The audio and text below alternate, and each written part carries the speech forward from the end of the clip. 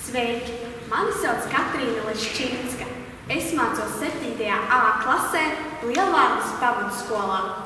Ārpus skolas es eju Lielvārdas mūzikas un mākslas skolā. Nodarbojos ar dziedāšanu un papildus vēl spēlēju 3 instrumentus – ģitāru, ukuleli un klavieres. Bet šodien es jums pastāstīšu 2 steikas, kas ir pierakstītas Jaunjelgavā. Agrākos laikos kāds kalniņš bija ievērojams ar to, ka visu laiku uz viņa skanēja dziesmas. No rīta līdz pat vakaram tautumeitas sapulcējās un gāja dziedāt, gan pļavās, gan druvās. Laikam biju piekususe, mājās gāju dziedādam. Laikam biju piekususe, mājās gāju dziedādama, mājās gāju dziedādam. Tā trīcēja katru vakaru dziesmu kalniņš, bet bija arī tāds cilvēks, kuram nepatika dziesmas, un tas bija muižkungs. Viņš nosūdzējis ļaudis velnam. Nu, velns ir ar tiem dziedātājiem gatavs parunāt par to dziedāšanu. Kādu dienu, kad meitas sapulcējās uz dziedāšanu, velns šņāģeps ir ieskrējis viņas vidū, gribējis visas saķert un aizvilkt uz zelli. Meitas vainoja bailēm zemē kritušas, bet tad parādījās kāds vecs sirds vecītis. Un iedomājieties, tas bija pats Dievs. Kad velns ieraudzīja dieviņu, uzreiz aizskrēja projām. Skrienot prom, viņam nolūza viens nags, kas pēc kāda laika pārvērtās par akmeni. Un no tā brīža to akmeni sauc par velna nagu, bet kalniņu par dziesmu kalniņu. Bet dažus kilometrus no Jaunjelgavas Sērinas pagastā pie Zizena kapiem atradās maza upīte, Griķupīte. Upītes vienā krastā atradās kapi, bet otrā mežs. Senos laikos minētās upītes nemaz nebija. Netālu no kapiem uz maza uzkalniņa atradās mājas. Tur dzīvo tikai vecs vīrs ar savu sievu un 3 maziem bērniem.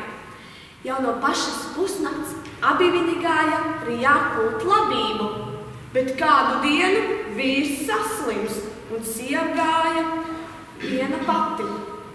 Bet tad ienāk tāda liela auguma vīrs un stādās priekšā par muižkungu Griķi.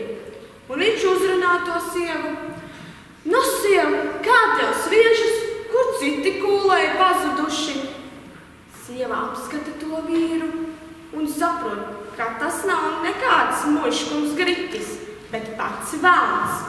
Bet to neizrāda un saka, ko nu lai dara, vīrs slims, bērni mazi, jākuļ vienai pašai. Vai nevar tev palīdzēt? Nu, netaka, ko jūs man tāds varens vīrs palīdzēsiet? Nevajag. Nekas, dod tik šurp to spriguli. Sieva paņem garu kātu, galā piesien bluķi un pasniedz to velnam par spriguli. Nu sāk abi divi kult.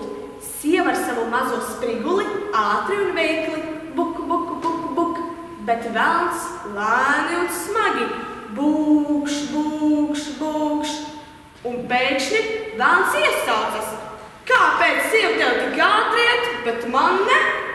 Sieva gribēja no viņa tikt vaļā, tāpēc saka, tāpēc, ka man ar karstu dzelzi aizdedzināja spriguli.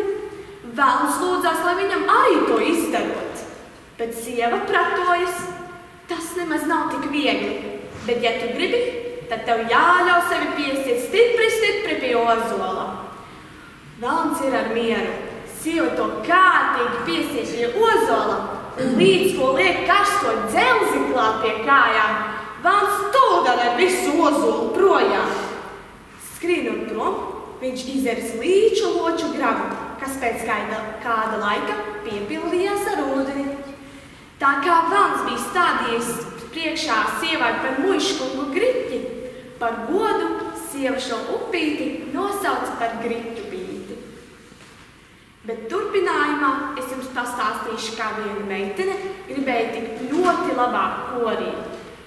Tātad, vienu dienu meitene pieiet pie kormeistara un saka: Sveiki, es gribētu jūsu korī, tāpēc, ka man mamma teica, ka es ļoti labi dziedu. Tas kormeistars apskata to meitenīti un sāk smieties par viņu.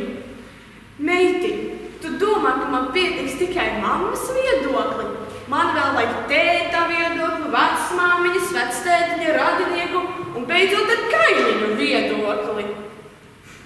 Paldies!